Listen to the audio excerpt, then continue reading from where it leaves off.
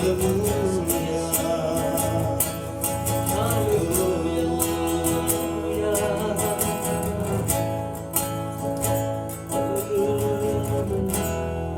pribadimu ya Tuhan, bahwa Engkau tunjukkan kasih setiamu buat setiap kami.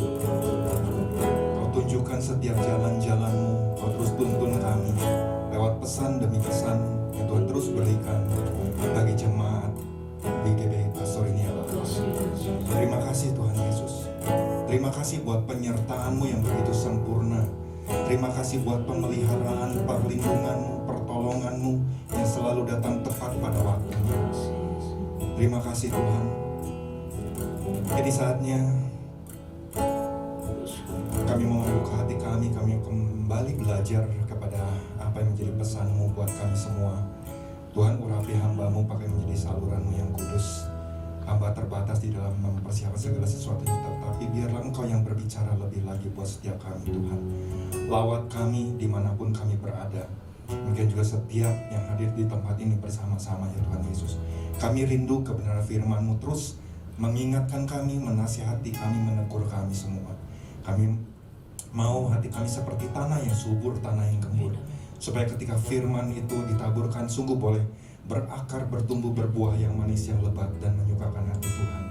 Ubahkan cara pandang, cara pikir kami ya Bapa, sehingga semakin hari kami menjadi orang yang terus menangkap apa yang menjadi isi hati-Mu, apa yang menjadi kehendak-Mu buat kami lakukan selama kami masih ada di muka bumi ini. Terima kasih Bapa, segala pujian, segala kuasa, hormat, kemuliaan kami kembalikan hanya bagi nama Tuhan Yesus. Haleluya, amin. Ya, shalom Ibu semuanya. Kembali pagi hari ini kita kembali akan belajar kebenaran firman Tuhan. Ya, pesan yang kita terima minggu ini judulnya adalah berjalan mengatasi gelombang. Diambil dari Matius pasal yang ke-14 ya, dari ayat yang ke-22 sampai 33. Tentunya Bapak Ibu di rumah sudah membaca ya. Ini bagaimana Yesus berjalan di atas air ya. Dan kita juga beberapa hari ini sudah mendengar baik apa yang disampaikan oleh Bapak Gembala pada hari Minggu dan juga teman-teman yang lain ya. Nah, ketika saya baca kembali dan merenungkan berjalan mengatasi gelombang, tentunya Bapak Ibu ada sebagian mungkin ya yang pernah melihat laut, atau mungkin ada juga yang belum pernah gitu ya. Tapi saya percaya kita bisa membayangkan kalau di tengah laut itu kan, kalau ada ombak-ombak yang ya kecil, rasanya ya nggak terlalu berbahaya ya. Tetapi saya pernah, walaupun riak-riak kecil diam di atas perahu, itu membuat saya mual dan saya muntah ya. Dan saya membayangkan, aduh ini laut sebegitu besarnya ya, air yang begitu banyak, kita diombang-ambingkan seperti itu aja rasanya udah nggak enak. Tetapi ketika saya membayangkan kembali apa yang terjadi pada murid-murid Tuhan Yesus pada waktu itu, ini diombang-ambingkan oleh angin sakal yang kemarin juga sudah dijelaskan oleh Bapak Gembala. Wah, ternyata memang tidak mudah ya, keadaan saat itu nggak mudah ya. Nah, kalau kita mungkin bayangkan hari-hari ini, wah, kalau naik kapal Star Cruise mungkin ya, di tengah lautan seperti itu, ombaknya mungkin bisa kita ya bayangkan bagaimana mungkin hemburan dari ombak yang menerpa pada kapal tersebut. Tapi saya juga pernah melihat ada sebuah film, udah lama sekali, nggak tahu lebih dari 10 tahun lalu.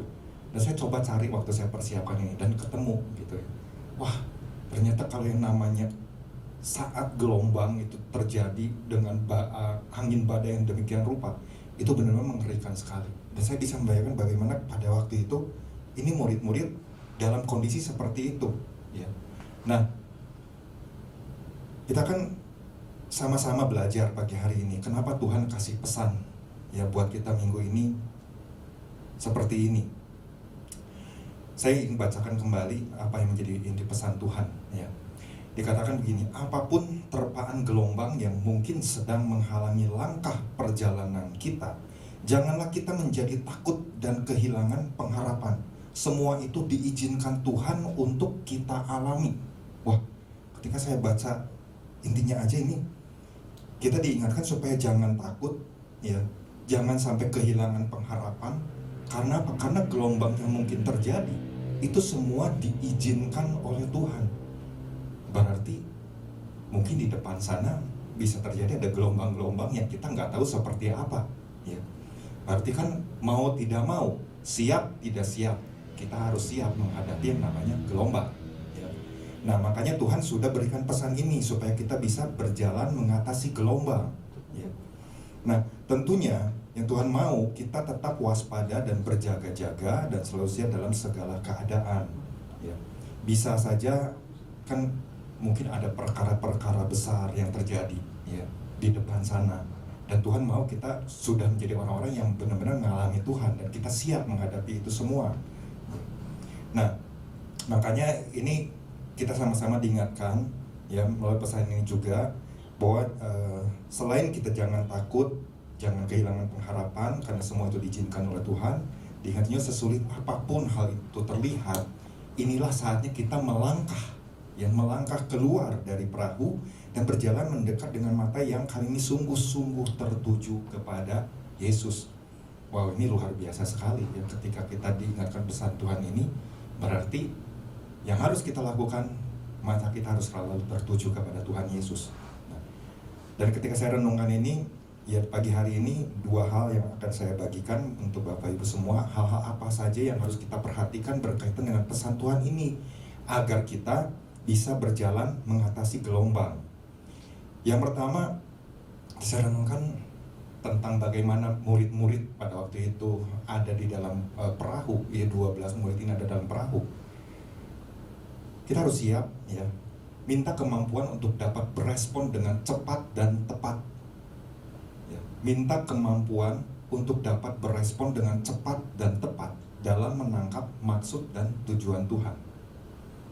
Waktu saya dapat poin ini, ya, kadang-kadang manusia atau kita sebagai orang percaya, ketika kita berespon dengan cepat belum tentu tepat, ya, bisa saja salah, ya, kita bisa saja melakukan hal-hal yang salah. Tetapi lewat peristiwa ini saya diajar sesuatu, ya, kenapa kita harus bersikap berespon dengan cepat dan tepat, ya, untuk menangkap maksud dan tujuan Tuhan.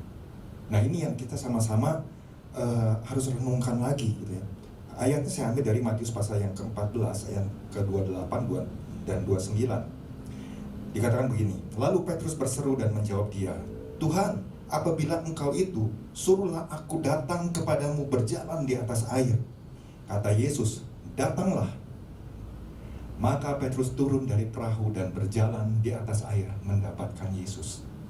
Ini kan kalau kita perhatikan, ini kan bagaimana respon dari Petrus itu begitu cepat, ya, cepat. Tapi apakah tepat apa enggak, gitu, ya?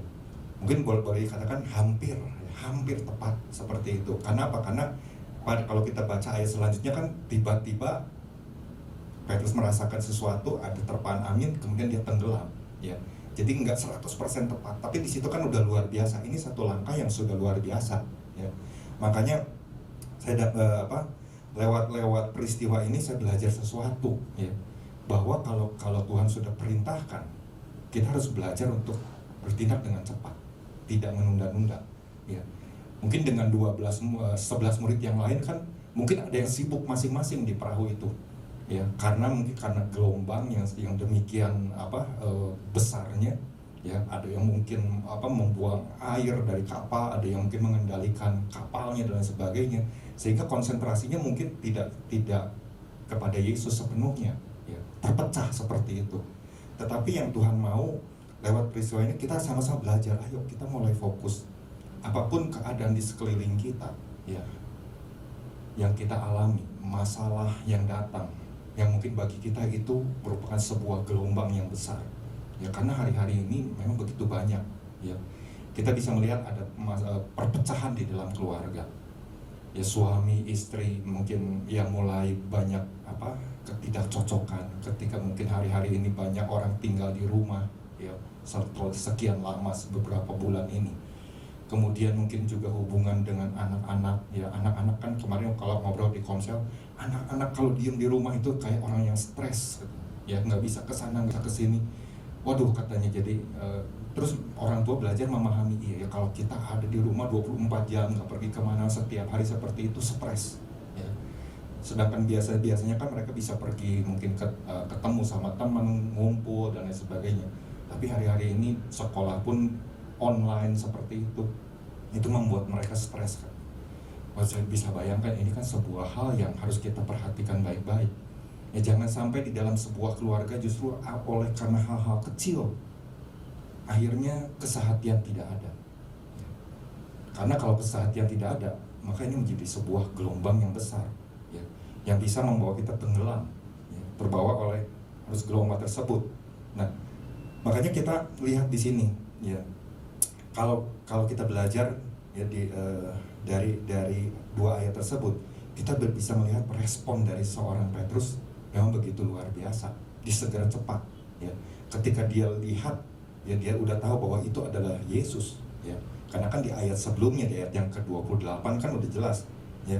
Ayat yang ke-28-nya, 27, ayat yang ke-27-nya kan tetapi segera Yesus berkata kepada mereka, tenanglah, aku ini, jangan takut. Nah begitu harus dengar itu kan dia langsung ya merespon dengan cepat, ya berespon dengan cepat di dalam situasi yang sedang, kemarin juga rekan-rekan sudah sampaikan, wah itu lagi gelombang lagi begitu, tapi bisa langsung kepikir, ya Tuhan kalau itu Engkau, suruh aku datang kepadamu berjalan di atas air. Ya. Nah ini luar biasa sekali sebenarnya respon ini yang harus kita belajar sama-sama. Dalam keadaan apapun, situasi apapun, kita harus terus belajar seperti itu. Namun syaratnya adalah kita harus selalu terhubung sama Tuhan. Kalau kita nggak pernah punya satu hubungan yang intim sama Tuhan, bagaimana kita bisa berespon dengan cepat? Bagaimana kita bisa berespon dengan tepat, ya, untuk menangkap maksud dan tujuan Tuhan? Kalau kita nggak pernah membangun satu hubungan dengan Tuhan, kita akan mengalami kesulitan. Mungkin yang kita lakukan adalah kita berpikir, oh iya ya ini udah benar nih, udah tepat rasanya. Tapi kalau kata Tuhan itu nggak tepat, ya, maka kita akan mengalami kesulitan lagi di depan sana. Nah ini yang harus kita belajar sama-sama, ya. Jadi ini peristiwa ini justru memperingatkan kepada kita semua, ya, kepada kita semua untuk kita bisa melihat kembali, mencek kembali bagaimana kondisi kerohanian kita hari-hari ini, ya. Lewat pesan-pesan yang Tuhan terus berikan dari minggu ke minggu itu kan sebetulnya udah terus menuntun kita, udah terus mengingatkan kita, ya, menasihati kita, menegur kita, ya. Supaya apa? Supaya kita sebagai orang percaya bisa memahami, oh iya ya ternyata kalau kondisi kerohanian saya mungkin saat ini lagi tidur, saya harus segera bangkit, ya. Kita rasanya udah ada dalam kondisi yang nyaman, ya. Beberapa bulan ini aja dibuat dalam kondisi yang nyaman. Dari yang tadinya tidak biasa, aduh rasanya nggak enak ya, nggak bisa doa pagi, nggak bisa sama-sama memuji menyembah, kemudian mulai, ya, tinggal di rumah, terus saksikan lewat online aja atau bisa lihat di YouTube. Dari tadinya udah nggak pernah mengalami sesuatu yang rasanya gimana, kemudian mulai terbiasa nonton lewat YouTube aja, keenakan, ya. Ada dalam situasi seperti itu. Nah begitu mungkin hari-hari ini kita udah puji Tuhan bisa beraktivitas kembali, mau bangun seperti itu aja, aduh kayaknya enakan ntar lah, tunda aja di rumah aja, ya nontonnya nanti di YouTube aja. Kita udah dimanjakan seperti itu. Nah ini yang nggak boleh terjadi. Justru kita harus segera bangkit. Karena apa? Karena kalau kita terus ada di dalam posisi seperti itu, tanpa disadari iman kita itu akan menjadi lemah, mudah goyah lewat situasi yang terjadi. Kemarin kan kita belajar bagaimana murid-murid terdistraksi, ya. Itu kan bagaimana ketika harusnya fokus kepada Tuhan yang saat itu berjalan di atas air, tetapi fokus mereka juga terpecah dengan kondisi yang ada di perahu. Jadi nggak fokus kepada Tuhan dengan sepenuhnya, ya terbagi seperti itu. Nah kita nggak boleh seperti itu, tapi kita harus fokus kepada Tuhan, ya. Kita harus terus fokus kepada Tuhan, ya. Nah makanya ini yang pagi hari ini kita mau sama-sama belajar, ya, supaya waktu kita menghadapi setiap gelombang apapun yang ada mungkin terjadi di depan kita nanti, kita bisa melewatinya. Tapi kita harus terus punya satu hubungan dengan Tuhan. Ya. Sebagaimana visi yang Tuhan berikan buat gereja di tempat ini untuk 2020, Connected to God. Selama kita nggak punya hubungan dengan Tuhan, kita tidak akan pernah bisa untuk menangkap, ya, berespon dengan cepat, dengan tepat. Kita akan selalu mengalami hal-hal yang salah ketika kita tangkap pesan Tuhan, ketika kita terima, mungkin kita dengar terus firman Tuhan, walaupun hari-hari ini kita terima dari hari Selasa sampai Jumat, nggak setiap hari, ya. Kita akan mudah untuk menangkap sesuatu yang salah. Karenanya mari jangan sampai kita ada di dalam posisi seperti itu, ya. Ya, mari kita sama-sama menjadi orang-orang yang mau berespon dengan cepat dan tepat, ya, di dalam menangkap maksud dan tujuan Tuhan, bahwa di balik setiap gelombang itu pasti ada sesuatu, ya. Mereka ini kan nggak belajar. Waktu mereka diperintahkan oleh Tuhan, kalian pergi ke seberang sana lebih dulu, ya. Aku akan di sini, aku akan berdoa. Yesus kan bilang di awal dari perikop ini kan seperti itu. Nah, murid-murid kan waktu berangkat, mereka nggak kepikir bahwa di tengah jalan akan terjadi yang namanya angin sakal. Mereka tenang-tenang aja, tapi begitu mereka menghadapi masalah, mereka langsung nggak fokus, ya, nggak fokus dengan apa yang Tuhan perintahkan. Karena kan setelah melewati danau tersebut kan yang terjadi adalah sebuah peristiwa, ya, di Genesaret yang luar biasa. Nah, ini yang harus kita sama-sama belajar, bahwa ternyata kenapa Tuhan kasih pesan ini, bahwa kita harus berjalan mengatasi gelombang. Kita harus yakin bahwa pasti ada perkara besar di balik semua ini. Kalau Tuhan sampai izinkan kita, ya, izinkan kita untuk bisa mengalami hal tersebut, berarti kan ada sesuatu. Nah, kita harus siap, ya, kita harus persiapkan diri kita sebaik mungkin. Ya. Mari dari saat sekarang kita bersiap-siap, ya. Kita terus punya satu hubungan dengan Tuhan. Terus tanya sama Tuhan, kenapa Tuhan kasih pesan seperti ini? Pasti ada gelombang-gelombang yang sedang kita hadapi yang tidak kita sadari. Mungkin dari gelombang yang kecil, makin lama makin besar. Nah, inilah yang harus kita sama-sama belajar pahami. Nah, yang kedua yang saya mau bagikan adalah minta kemampuan agar kita tidak mudah bimbang menghadapi situasi apapun. Tapi kita punya mentalitas yang semakin kuat dan percaya akan penyertaan Tuhan. Berapa banyak hari-hari ini ketika kita sedang menghadapi sebuah situasi atau sebuah masalah, orang lebih mudah untuk menjadi bimbang, orang lebih mudah untuk menjadi putus asa. Apalagi kondisi-kondisi sekarang. Ya, saya dengar hari-hari ini juga akan diadakan PSBB lagi. Ya, nggak tahu itu benar apa enggak.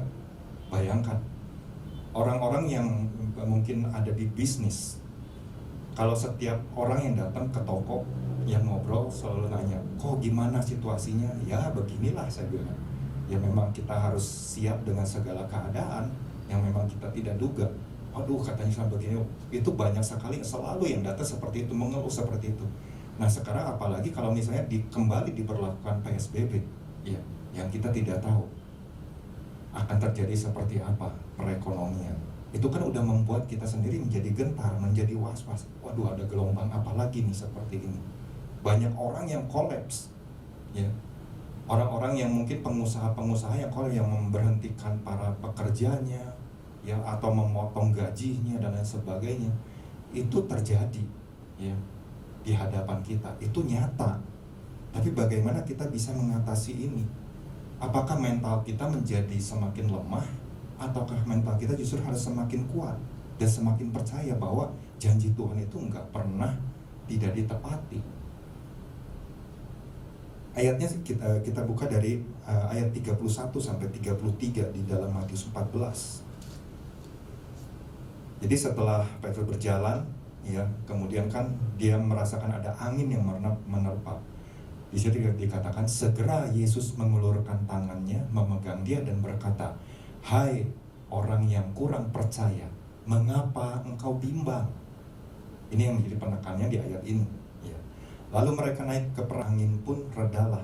Saya membayangkan, wah, ketika Petrus dan Yesus kemudian naik di atas perahu, tiba-tiba angin reda.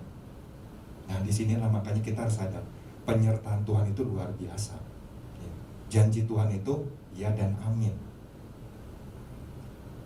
Dan orang-orang yang ada di perahu menyembah Dia, katanya, sesungguhnya Engkau anak Allah. Sesungguhnya Engkau adalah anak Allah. Nah, ketika saya belajar tentang kata bimbang ini dalam bahasa aslinya distazo, ya. Itu dalam bahasa Inggris diterjemahkan dengan keraguan atau pengabaian, ya. Bisa seperti itu.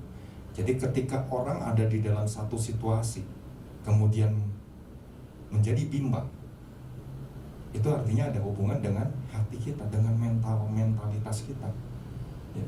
Mentalitas kita itu akan mudah berubah menjadi cepat sekali untuk mengalami keraguan. Mana janji Tuhan kok begini, kok saya udah ikut Tuhan begini tapi yang terjadi begini. Mulai orang ragu akan janji-janji Tuhan,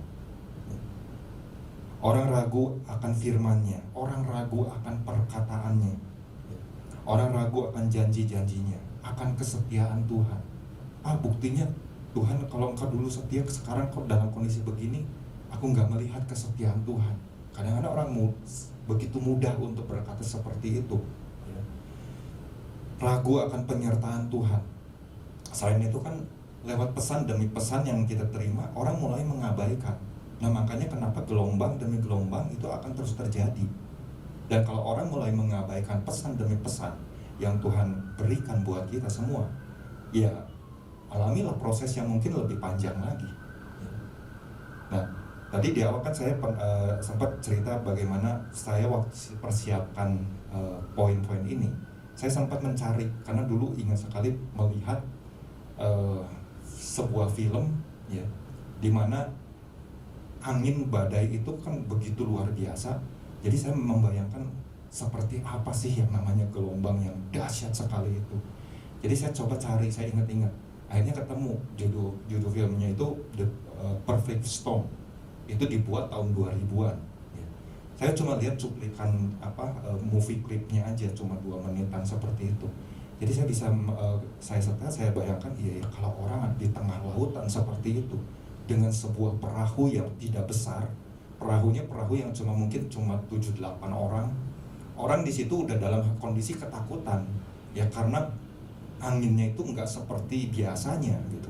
Ini juga mungkin yang terjadi pada murid-murid karena mereka rata-rata nelayan, ya. Tetapi begitu terjadi seperti itu, kekhawatiran langsung terjadi. Mungkin mereka langsung melihat satu dengan yang lainnya, saling menguatkan, saling berpegangan tangan.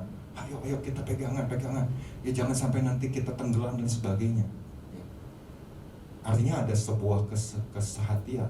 Tapi di situ bagaimana sang nakoda memutuskan kita harus berani untuk melewati ombak tersebut, walaupun mungkin tidak mampu, mesin yang maksudnya kekuatan mesin pendorongnya itu nggak akan mampu melewati ombak yang sangat tinggi, ya. Karena mau nggak mau kan itu namanya ombak itu, gelombang itu kan begitu tinggi membawa perahu yang mau nggak mau melewati ombak tersebut, ya, gelombang tersebut. Dan ternyata ya hanya tinggal beberapa meter mungkin, ya kekuatan dari kapal tersebut nggak bisa, akhirnya ya terhempaslah oleh ombak dan tenggelam seperti itu. Nah, dari sini saya belajar, ya, kalau Tuhan kenapa ingatkan berjalan mengatasi gelombang. Di sini saya belajar sesuatu. Kalau tidak kita melibatkan Tuhan, kalau kita tidak mengizinkan Tuhan ada dalam kehidupan kita, sebesar apapun gelombang yang kita hadapi, kita nggak akan pernah mampu untuk mengatasinya. Makanya kita perlu untuk terus terkoneksi sama Tuhan. Izinkan Tuhan masuk terus di dalam kehidupan kita. Kita izinkan Tuhan untuk terus mengendalikan hidup kita. Loh, dari di sini saya benar-benar gitu, iya ya Tuhan, kalau secara pribadi mungkin kadang-kadang namanya kekhawatiran itu pasti ada, tapi jangan sampai kekhawatiran itu terus menguasai pikiran kita, ya. Karena kalau kekhawatiran itu terus menguasai pikiran kita, iman yang tadinya kita miliki lama-kelamaan itu akan terkikis. Apalagi kemudian mulai malas. Aduh malas untuk doa, aduh malas untuk baca firman, malas untuk dengar khotbah. Kita pasti akan terkikis. Kenapa? Karena kita lebih mengandalkan kekuatan sendiri. Dan yang Tuhan mau adalah jangan mengandalkan kekuatan sendiri, tapi andalkan Tuhan dengan lebih lagi. Lewat situasi apapun, andalkan Tuhan dengan lebih lagi. Nggak ada cara lain. Kita harus dalam situasi yang kita tidak tahu ke depan sana. Orang sudah prediksi untuk 2-3 tahun ke depan perekonomian itu akan mengalami goncangan yang luar biasa. Buat orang-orang yang mungkin terlibat di dalam bisnis, itu kekhawatiran itu udah langsung menerpa mereka. Stres, iya stres. Ya. Saya juga kalau ada dalam kondisi seperti itu, nggak enak banget. Ya. Kadang-kadang kan diizinkan seperti itu, tapi kepada siapa kita mengandalkan? Apakah kita mengandalkan, tenanglah saya masih punya uang, saya masih punya simpanan dan sebagainya. Itu nggak bisa memberikan jaminan buat kita. Tapi kalau kita benar-benar datang sama Tuhan, mengatakan ke Tuhan, aku memang gak mampu untuk mengatasi setiap gelombang, berarti disitulah kita lagi mengizinkan Tuhan, ini hidupku, aku serahkan sama Engkau. Aku ingin terus ikuti bagaimana jalan-jalannya Tuhan, strategi-strateginya Tuhan. Itu luar biasa Bapak Ibu. Ya, dalam lewat peristiwa-peristiwa kita dapat sesuatu hikmah. Kenapa Tuhan izinkan sesuatu? Iya ya, saya dapat pelajaran ini dari peristiwa ini. Saya dapat pelajaran ini loh. Saya dapat ini. Itu kan mengajar kita, meneguhkan kita. Ya, ternyata Tuhan menyertai kita. Tuhan ingatkan kita. Ya. Nah, inilah yang sama-sama kita mau belajar. Ya. Jadi kita harus percaya dan taat dengan sepenuh hati. Jangan sampai kita menjadi orang-orang yang udahlah kita abaikan, udahlah pesan aja seperti itu, udah kenyataannya begini, ya mau apa lagi, ya. Udah sulit untuk bangkit. Banyak orang-orang seperti itu, bukan hanya orang percaya, orang-orang yang belum di dalam Tuhan pun sama seperti itu Bapak Ibu. Dan sesungguhnya kita harusnya bersyukur kita punya Tuhan yang luar biasa, Tuhan yang dahsyat, ya. Tuhan yang selalu memperhatikan anak-anaknya. Ya, ini yang benar-benar harus menjadi sebuah kekuatan buat kita. Bahwa kita nggak bisa mengandalkan kekuatan sendiri. Kalau kita terus mengandalkan kekuatan sendiri, mungkin kecerdasan sendiri, kepandaiannya, pengalamannya, saya mau katakan kita pasti hancur Bapak Ibu. Makanya mau datang sama Tuhan, segera datang sama Tuhan, cari Tuhan, dan benar-benar serahkan diri kita kepada Tuhan. Karena hanya itulah satu-satunya sumber pertolongan kita, satu-satunya sumber jawaban kita. Makanya kalau Tuhan sampai Dia tahu murid-murid ada di dalam golongan seperti itu, tahu bahwa murid-murid nggak akan mampu, kenapa Tuhan ada di atas, berjalan di atas air? Kemarin kan kita udah diingatkan, ombak yang sebegitu besarnya aja Tuhan mampu untuk menunjukkan bahwa kuasa Tuhan itu di atas segala gelombang. Nah, mungkin nanti Bapak Ibu bisa, kalau punya kesempatan, bisa sedikit lihat klip dari The Perfect Storm itu. Kalau kita bayangkan seperti itu, badai itu terjadi, ngeri sekali. Siapa yang bisa bertahan menghadapi gelombang yang begitu besar? Tidak ada seorang pun. Tetapi kalau kita yakin bahwa Tuhan, aku mau ketika gelombang yang besar apapun, tapi Engkau besar dengan aku tidak takut. Ya kan? Karena apa? Karena Tuhan yang pegang kita. Bukankah firman-Nya kan jelas di dalam Mazmur 37 ayat 23-24 sebagai ayat penutup. Tuhan menetapkan langkah-langkah orang yang hidupnya berkenan kepadanya. Tentu kita menjadi sebuah target buat kita untuk bisa hidup semakin hari semakin berkenan di hadapan Tuhan.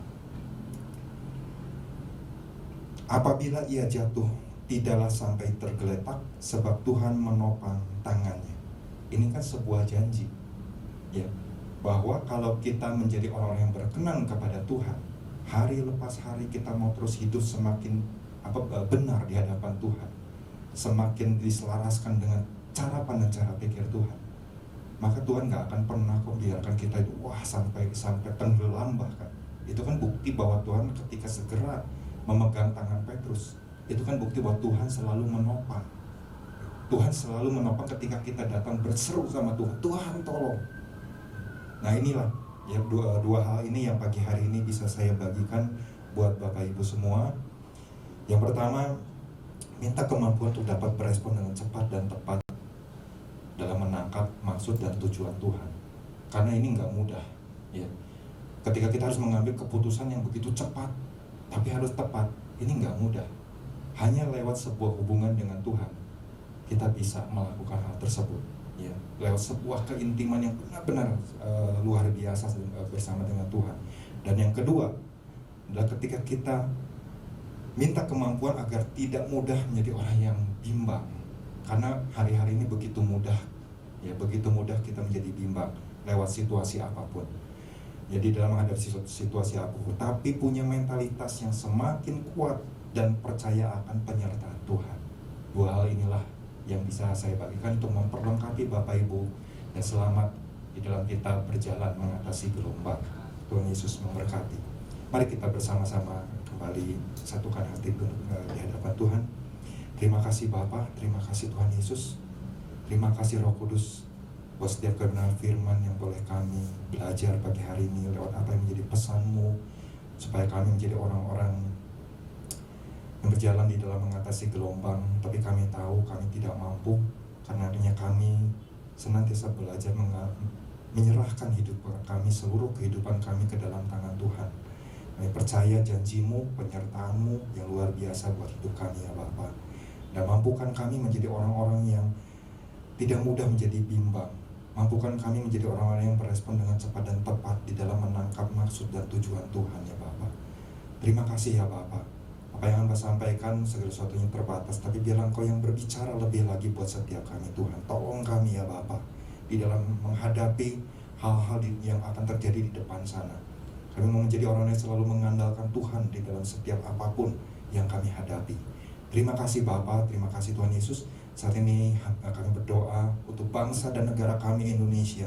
Kami percaya tangan-Mu senantiasa menolong bangsa ini.